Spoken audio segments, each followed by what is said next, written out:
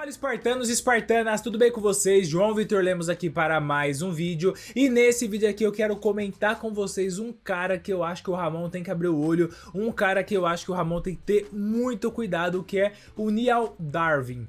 Esse cara, ele já na sua estreia no Mr. Olympia ficou em 9º lugar, depois já pegou um top 5 e eu acho que esse ano ele vai trazer melhorias aí no seu físico, que na minha opinião cotam ele para ele ficar dentro de um top 3 da Classic Physique.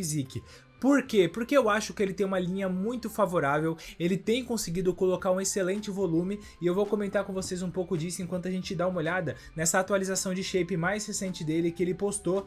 E assim, por que eu acho que o Ramon tem que tomar muito cuidado? Porque eu acho que o Mike, com essas polêmicas de peso por altura dele, eu acho que dificilmente alguém vai passar pano pra ele poder pesar 96 quilos novamente. Então, ou ele compete com 93, que já é um peso duvidoso se realmente é o peso correto dele, ou ele não vai conseguir mais estar competindo, porque eu acho que a Pro League vai parar de passar pano, porque realmente ficou um negócio muito feio. Eu tô gravando esse vídeo pra vocês no dia 27/3, e a gente teve já a pesagem do Mike lá no Arnold Classic UK, e basicamente foi uma pesagem a portas fechadas. Ninguém viu, a não ser quem tava lá, quem mediu ele, realmente qual foi o peso por altura que ele bateu. Então é um negócio que fica meio estranho, que gera polêmica, e se a Pro League se colocou na posição de falar que não, agora todas as nossas pesagens do Mr. Olympia vão ser abertas, vai ter transmissão para todo mundo poder acompanhar, e foi aquela palhaçada que foi do ano passado, que simplesmente ninguém via a balança, ninguém viu o cara medindo a altura, simplesmente você viu o cara andando num corredor para depois ficar atrás de um banner, aí ele ficar atrás de um flyer,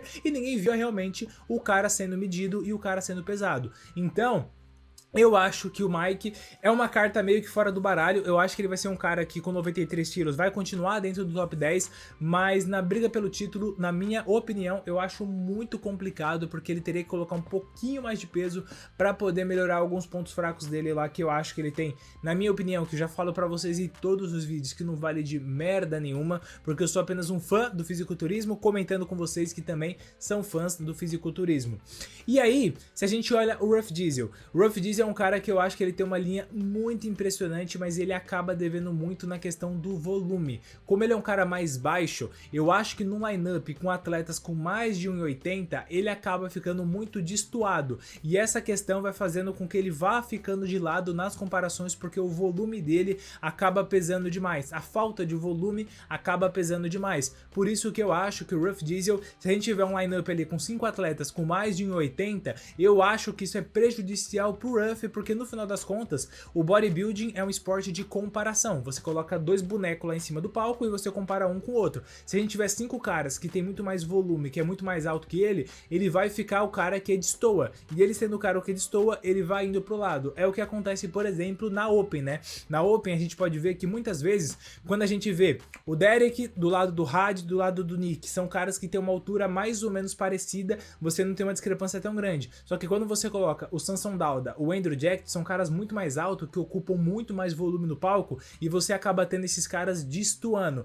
Então, se você tiver um line-up com o Samson Dauda, com o Andrew Jack, um outro cara mais alto e, por exemplo, o Derek, você vê que o Derek vai ser o cara que destoa, então a chance dele ser comparado ali e isso enviesar o olhar dos árbitros para os caras olhar e falar, nossa, o Derek tá pequeno, eu acho que é muito maior, porque tem que lembrar que no final quem tá julgando ali são pessoas, né? E por isso que eu acho que o Niall pode estar entrando aí. Ele teria que superar esses dois que eu comentei com vocês, né? O Mike Summerfield, o Ruff, e também o Josema. O Josema é aquela questão, né? O Josema, ele é muito impressionante pela questão do condicionamento que ele chega e muito impressionante pela questão do volume que ele tem, só que a linha ele fica devendo muito. Então eu acho que o teto do Josema na Classic é realmente ali uma 4ª, 5ª posição. Eu acho muito difícil o Josema avançar mais do que isso, porque todo mundo ali nesse top 3 vai ter uma linha melhor do que a dele e vai ter um volume que é proporcional. Talvez não seja aquele aspecto tão impressionante por causa do condicionamento que ele traz, mas não são caras que vão ficar pequeno do lado do Josema, são caras que vão ficar relativamente mais ou menos ali no mesmo tamanho. Então por isso que eu acho que o Niall, que tem uma cintura pélvica que realmente é muito impressionante, né, que aí você mede aqui pela altura do umbigo, pegando aqui na altura do umbigo, olha como a cintura dele é realmente muito fina.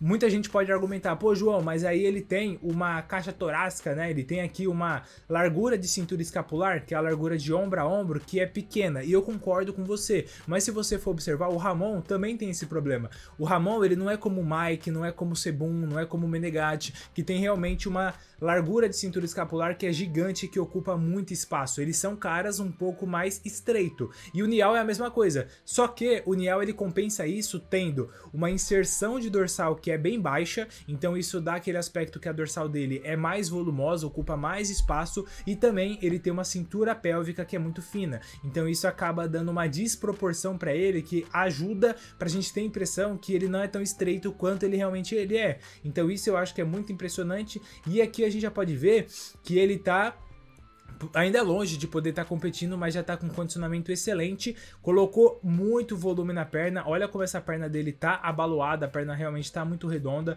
ele conseguiu melhorar bem o glúteo também, posterior a gente já pode ver que o posterior tá marcando bem, costas também tá vindo muito bem, e olha como é legal nas costas, se você for observar, que a dorsal também sai aqui de baixo, e você tem ainda uma dorsal que ela é estreita. Eu acho que para ele poder ganhar mais posições, ainda ele tem que expandir um pouco mais essa dorsal. Lembra aquele aspecto tão impressionante que o Sebum tinha no palco? Que quando ele virava de costas, mesmo que outros caras tinham mais detalhe na dorsal dele, como por exemplo o Brion ele sempre teve mais detalhes na dorsal do que o Sebum, só que a expansão da dorsal, a largura da dorsal do Sebum era muito mais impressionante. Lógico, tinha uma questão também de técnica de pose que ele fazia, de jogar a dorsal mais para trás, que isso valorizava, ele se inclinava, né, um pouco mais para trás, isso valorizava mais a dorsal, mas realmente era muito impressionante aquilo, e isso que era tipo, pô, o fator decisivo para ele sempre vencer o Ramon. Eu acho que o Niall ele ainda precisa colocar um pouquinho mais dessa dorsal, mas isso aqui, sendo bem honesto com vocês, não entendo merda nenhuma de pose, tá? Mas eu acredito que pode ser um ajuste de pose, porque observa, por exemplo, como o braço dele tá muito alto aqui. Se ele baixasse um pouquinho esse braço, eu acho que a dorsal ia sair mais, e no back double biceps eu acho a mesma coisa. Se ele baixa um pouquinho mais esse braço, eu acho que ganha pelo menos uns 2 dedos aqui de dorsal de cada lado, que já dá esse aspecto mais parecido que eu tô falando com vocês. Então assim, eu acho que o Niall é um cara que ele tem a linha da Classic, ele é um cara que tem trabalhado muito bem, ele é consistente, a gente não vê ele entrando aguado nos shows, então por isso que eu falo pra vocês que o Ramon tem que tomar cuidado. Na minha opinião, esse cara aqui é um perigo pro Ramon aí nesse Mr. Olympia de 2026, mas eu ainda acho que ele tem que fazer grandes melhorias pra poder tirar o título do Ramon. Por enquanto, estamos muito longe do Mr. Olympia, onde eu já vou começar a me comprometer desde cedo. Por enquanto, eu acho que o Ramon ainda é franco favorito para manter o título, e é isso que a gente torce, porque afinal é do Brasil, é nosso, é dos nossos, então a gente tem que torcer pelo Ramon e não por gringo. Beleza? Bom, foi esse vídeo, eu quero saber a sua opinião sobre o Niall Darby. Você concorda comigo? Faz sentido os pontos que eu levantei aqui? Você acha que ele é um cara que pode estar entrando nesse top 3? Ou eu tô me precipitando? Ainda tem que trabalhar um pouco mais para ele poder desenvolver o shape dele para poder entrar nesse patamar. Quero que você deixe a sua opinião aqui nos comentários. Agradeço demais você que assistiu esse vídeo até o final. Se você gostou desse conteúdo, eu peço que você não esqueça de se inscrever no canal, caso você não seja inscrito ainda, deixar o seu like aqui também para poder apoiar o nosso projeto, fazer com que esse vídeo chegue em cada vez mais pessoas. Agradeço do fundo do coração sua companhia, falou e até o nosso próximo vídeo.